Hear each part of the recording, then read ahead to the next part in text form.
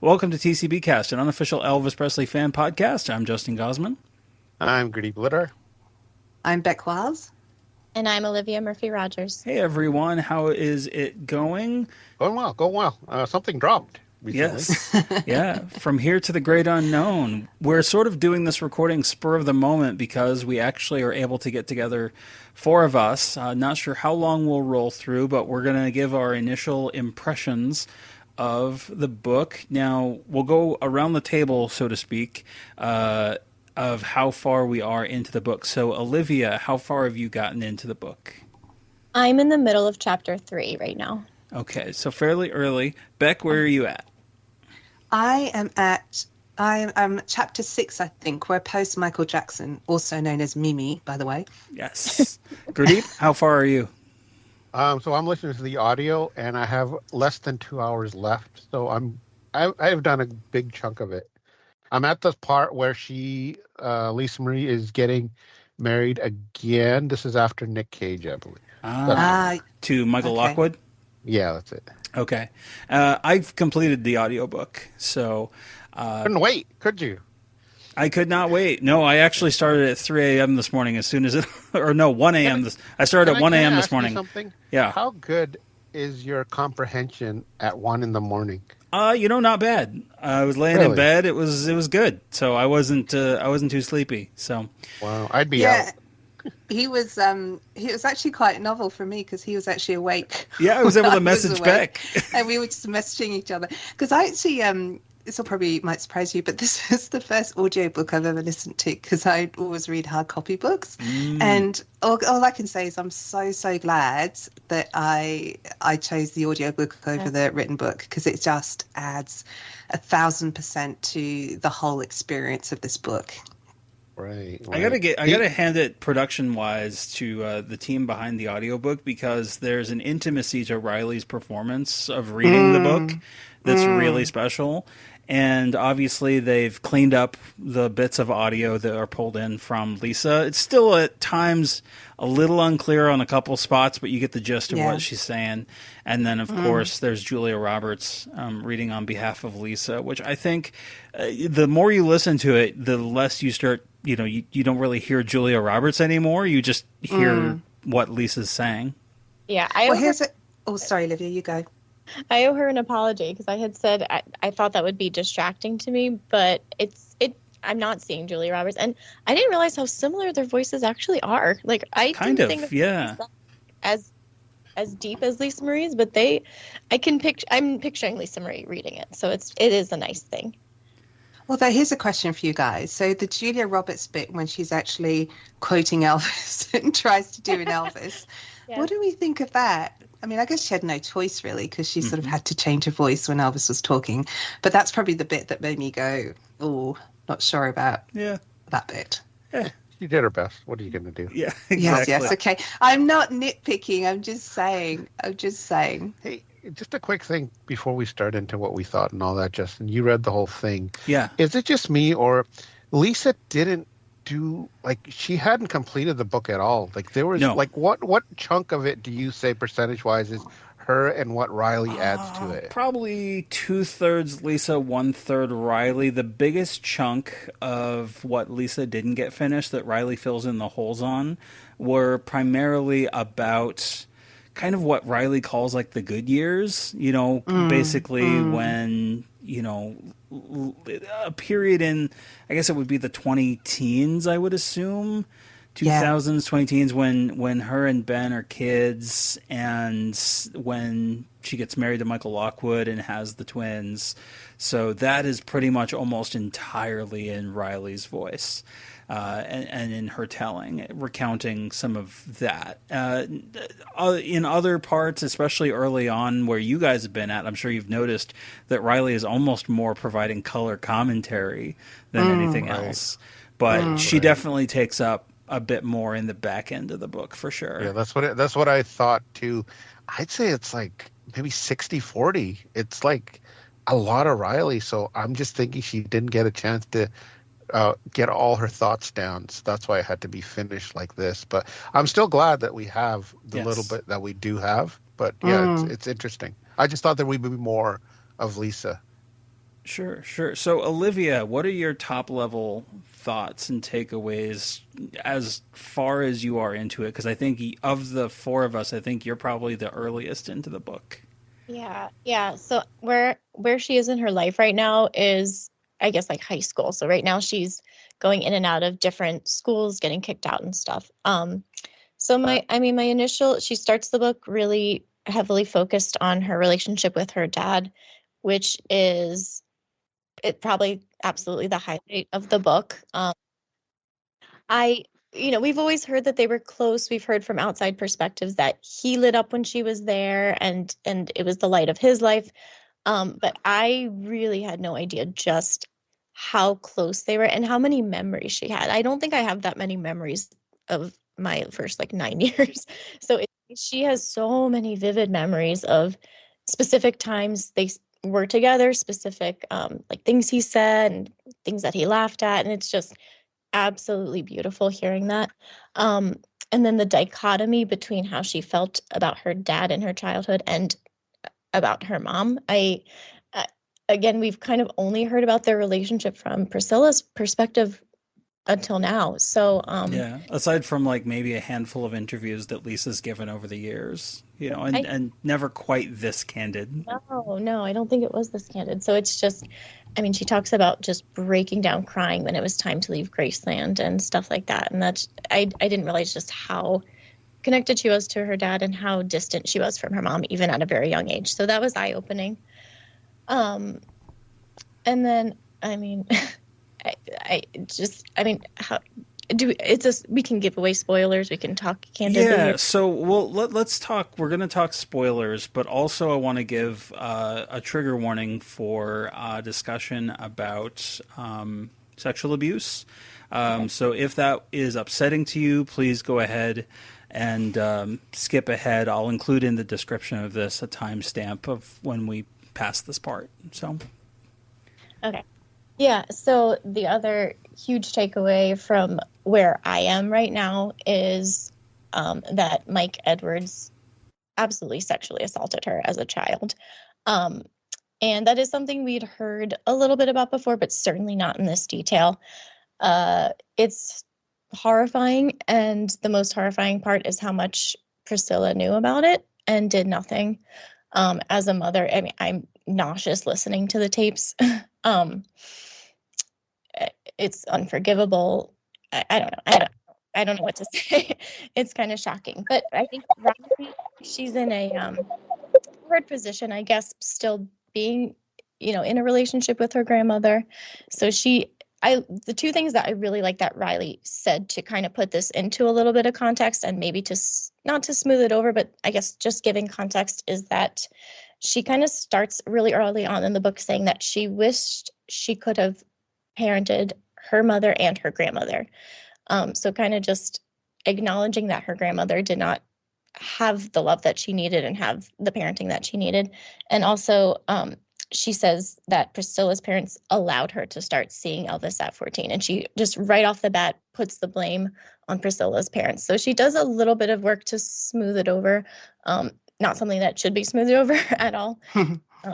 But yeah, that was just... Yeah. Before we skip to anyone else, Ryan, you've quickly joined the call. I did quickly mute you since I know you're out and about with your family, but if you want to unmute yourself and let us know where you're at in the book. Yeah, I am during Lisa's teenage years right now, and she's kind of, she's gotten into Scientology, but she's still kind of bouncing around from school to school, and the whole relationship with Mike Edwards has started for Priscilla in that kind of dark period. So yeah, that's where I'm at. We've been talking in our group chat. I really, really enjoyed the early chapters a lot. I know it's about to get a lot more rough to read, but like I'd said in our group chat, just the fact that Lisa gave this to us is such a gift as fans, and we're so lucky that lucky that she embarked on this project when she did, right before the end to her life, and to hear about her relationship with her dad in ways that we've never heard before, and the bond that they had together really kind of leaps off the pages at you, and it's just really special book, and I've enjoyed it a lot of new insight for sure, and looking forward to taking in the rest, but also some things that anger me quite a bit. Yeah, Gurdip, I want to get your perspective, because this is very much, as folks will know from, longtime listeners of the show, like this is territory that TCBcast doesn't really go into very often. When we have, talking about like Elvis, what happened, or some things like that, like our primary area of expertise is Elvis's musical career, his film career, him as a cultural icon. But obviously we do stay informed about this kind of stuff. We do keep up with these books and things like that. But I'm curious what your take is, getting to where you're at in the book. Yeah. So my favorite parts obviously are the early parts with Elvis, and just like Olivia said, their relationship together, and just getting an insight that we've never had before on how close they really were. Because we got a little bit, but not like this. And Olivia was surprised that Lisa could remember a lot of stuff so vividly, even though she was only 9 when he died. But that must have to do with trauma, because when you suffer that kind of loss at an early age, you probably try to grasp at all the memories that you had, and you keep playing them over and over, as opposed to us whose parents lived much longer, and those kind of memories, you get new memories. So you obviously, the old ones pass away. So when something happens when you're really young, you're gonna hold on to those memories, and that's why they're so vivid, probably, to her at that point. But anyway, yeah. The worst parts are after he dies. It seems like and she says it herself, she was way more close to her dad's side of the family, and it plays out that she wasn't close to her Priscilla's mom or dad. And for some reason, I always thought she was closer to Priscilla's side for some reason, just because we never really got her interacting with a lot of the Presley family. But she says that she was closer, and she liked going to Memphis quite a bit. For me, I always thought she kind of just went there just to, show face and stuff, but she wasn't really attached to it. But this totally changed my mind. It's like she wanted to. Yeah, she really wanted to go there. So that part was interesting. But as Olivia said, as Ryan said, the worst part was the whole Mike Edwards, and not even just that. It's just the way she treated Priscilla did. It's like, right away, it's like she didn't want her. She felt like she wasn't wanted. And then the way she treated her when they were Priscilla and Elvis were separated, she tried, keeping everything locked down for her, really micromanaged her. And then after Elvis died, she had a string of boyfriends, including that Mike Edwards. And who knows how those relationships were. It seems like makes it seem like she was just a burden who Priscilla had to take care of. Rather than a daughter, and that she should be taken care of. And then just the stuff with Mike Edwards, and how it was almost like she blamed her for Mike Edwards having done what he did to her. And I was like, how? Like, the three of us are parents, so yeah, I just can't imagine someone doing that to our kids. And the fact that she just kind of stayed with this dude, it's just horrible. And for me, when we talked about Priscilla in the past, when Justin and I have talked about her, I always didn't get why a lot of people didn't like her. I was just like, whatever, she's part of his life. I don't really care. But now it's like, I really do not like this person at all, just for that. And then there's other things in the book too, like, her saying that she can't sit on the Graceland board, and why she's sitting in her chair. She's the one who did everything for Graceland. It's like, this is his kid. Like, seriously, this is your kid. Why are you acting like that? It doesn't seem like normal to me. Like a normal, like, I have my office. I have my chair, whatever. If one of my kids sits on it, I'm not going to flip out. I don't, like, do you get what I'm saying? It's just, I don't understand how can a parent act like that? Not nurturing, but I don't know. But Beck, you haven't given our thoughts. What do you think about what you've read so far and all that? Well, I'm thoroughly enjoying it. I should say that. I'm finding it very hard to work today. Actually, all I want to do is nip off and listen to it. But Riley has said in interviews that her goal with this book was very much to, to kind of transition her mum into more of a 3-dimensional character. And even though I'm only maybe half, 3/4 of the way through, I can absolutely say she's done that, because, our experience of Lisa Marie, she's always been at a distance. She's been tabloid fodder. She's been a curiosity for Elvis fans because, she looks so much like him, and she's his daughter. She's kind of his living legacy in many ways. But you're really getting to know her as a person, and it's just fascinating. And as you've touched on, that closeness that she had with Elvis makes it even more tragic that she lost him. And it's just, her early years were just such a world of contrast from an emotional perspective. She had this real emotional connection with her father that was so, so deep, but also to Graceland itself and the South and the culture. And then, then she's being shipped off to LA to a mother that she, describes as being very cold, like, the Beaulieu family as being very cold, although, she doesn't really talk about her mother's siblings other than Michelle, her sister, who did stay with her in a house and babysit sometimes. But just that kind of, the contrast, as I say, of feeling so unconditionally loved to then, go into a situation where she doesn't feel loved or protected at all. And through reading this book, what is really striking me is just the incredible strength of this woman. She's been through trauma of, her father dying, and not just her father dying, but, watching him die, seeing him passed out on the floor twice, and, eventually actually witnessing his death and his passing, so, and then she had the trauma of the sexual abuse, and yet that didn't stop her from, wanting to create music, but also importantly being an incredible mother and a loving mother. And I just think that is indicative of a person who has incredible strength, regardless of the challenges around alcohol addiction and drug addiction. I've just got an incredible respect for her as a person in the way I didn't have before. Yeah, I feel very much the same way. And Beck, I think aside from me, I think you're the furthest into it, deepest probably. Yeah, no, I think I definitely am. Yes. So we've done the Michael Jackson period. That was another surprise to me because, we all sort of saw that again from the outside, and, they had very little privacy, but we didn't actually know a lot of that, about that relationship. Like, how authentic was it?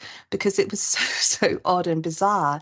And hearing her talk about him, saying that high voice he used, actually, that wasn't his voice, like it was a deeper voice, and the fact that they had a physical relationship and she felt really close to him, like it was a real relationship. And that in a way surprised me because, there was an element of it that felt quite fabricated to me. So that was interesting itself. And she's obviously defending him as well around, the allegations around abuse, saying she never saw that. And if she had, she would have, she just wouldn't have stood for that, particularly given her history. Finds a lot of parallels between Michael Jackson and Elvis as well. And how he was aware of. He was aware of it. He didn't want to end up like Elvis because he was obsessing about the way he passed away. Strangely, he did pretty much end up like that. Yeah, he did. Yeah. He did. Absolutely. Yeah.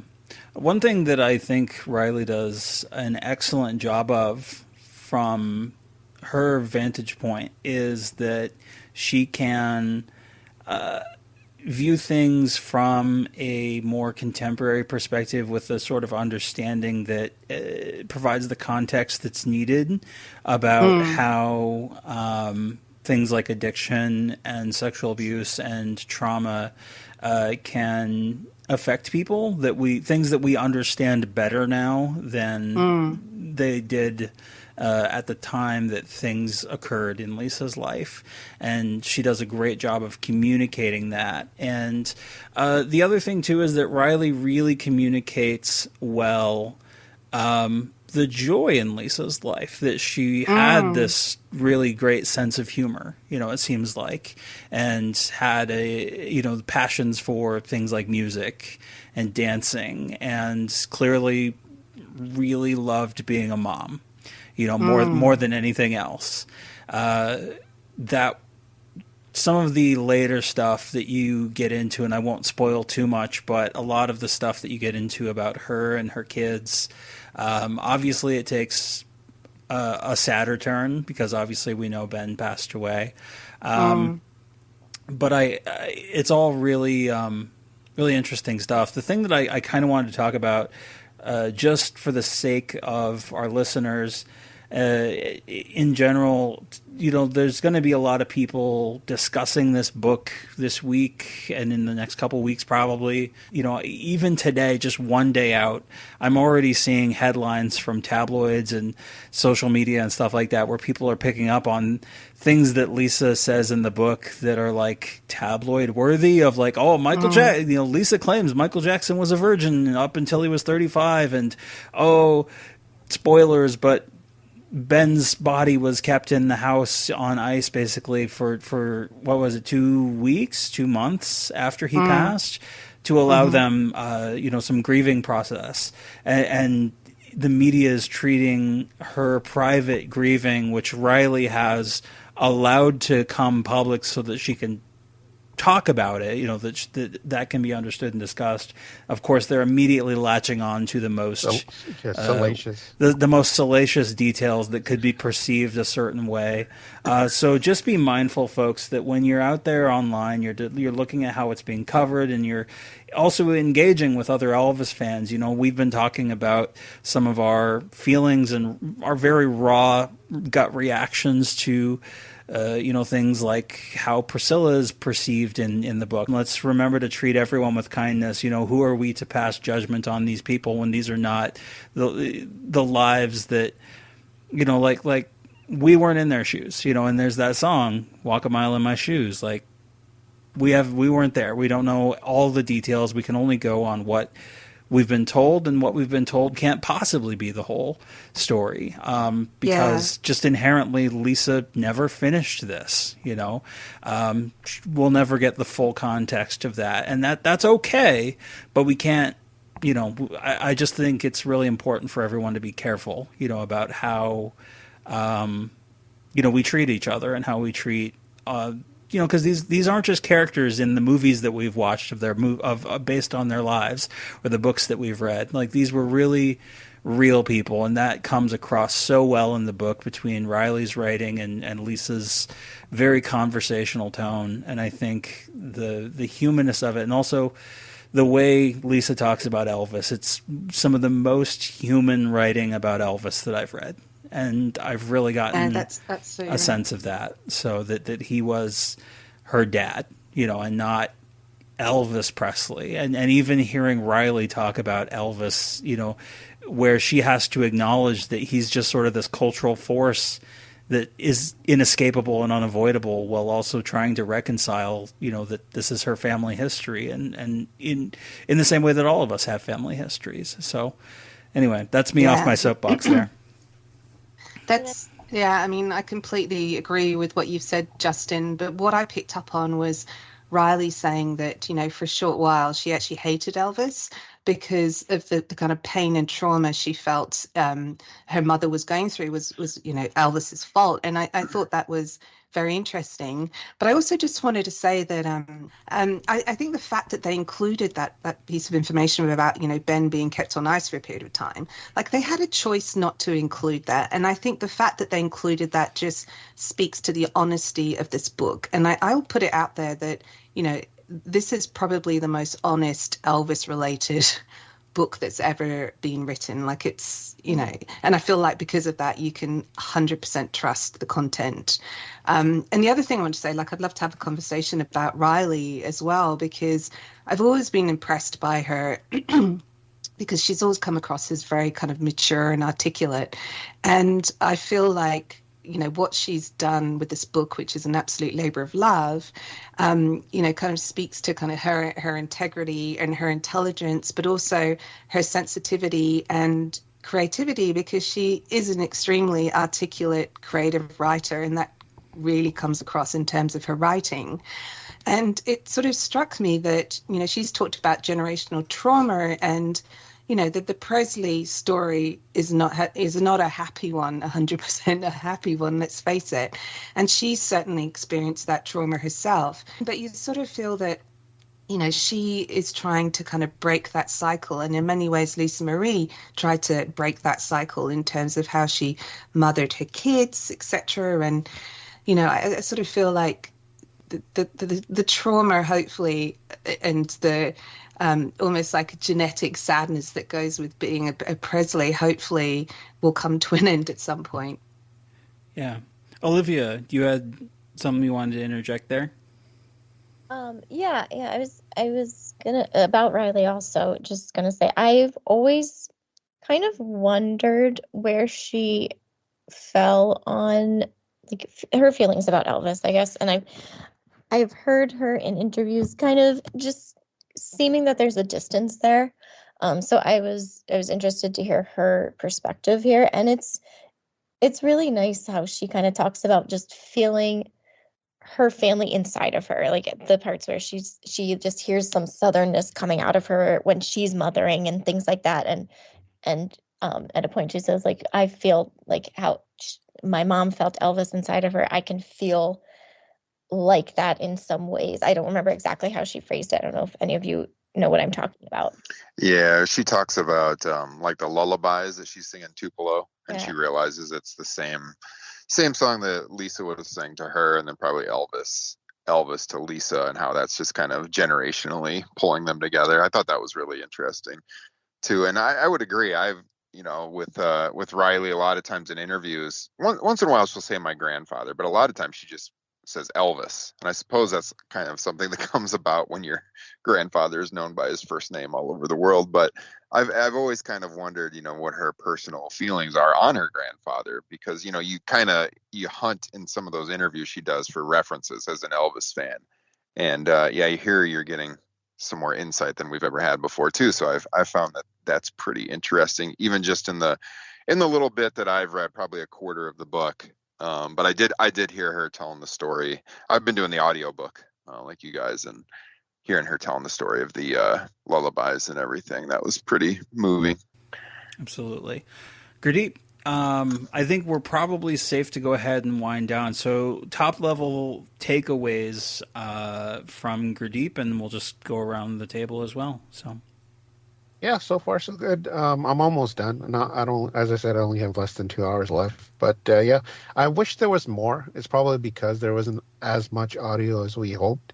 That's why the book is a really quick read. But still, the stuff we get, I really, really appreciate. We even get a little bit of her thoughts on Elvis impersonators, which was fun. And although one thing I really wish we got and we didn't, I don't think we get, Justin, you can probably correct me, is when she took over the whole operations of Graceland. Yeah, she doesn't really talk about that. No, she doesn't get that at all, right? So yeah, we didn't get any of her insights of taking over the business. Pretty much, we don't get that at all, which I would have liked. But still, what we get, especially with the Elvis stuff, I really, really enjoy. Ryan's had to go. Oh, yeah, go. Okay, Beck. In terms of final thoughts, I can't wait to finish this, and I think Ryan, echoing what Ryan said, is I'm so grateful that we've got this, and I'm so pleased that she's managed to tell her story, before she passed away as well. Olivia? Yeah, I would say it's so impressive to hear how resilient of a woman Lisa Marie was. I wish we knew how Riley's two younger sisters are taking the book or have taken their mother's memories. That's a whole nother piece to it. But yeah, just what a strong, resilient woman, and we are so fortunate to know more about her life, especially those really, really happy memories with Elvis is such a gift to hear. Absolutely. Yeah, I very much enjoyed the book, so this is a high recommend from me. I would very much recommend the audiobook version of it with Julia Roberts and Riley Keough, and some archival audio of Lisa Marie, which is really nice to hear. So I, even more so, I think, than the physical or the digital. I would. This is one situation. I already prefer audiobook, but I would even more so for even casual, people who aren't used to doing audiobooks, I would really highly recommend this.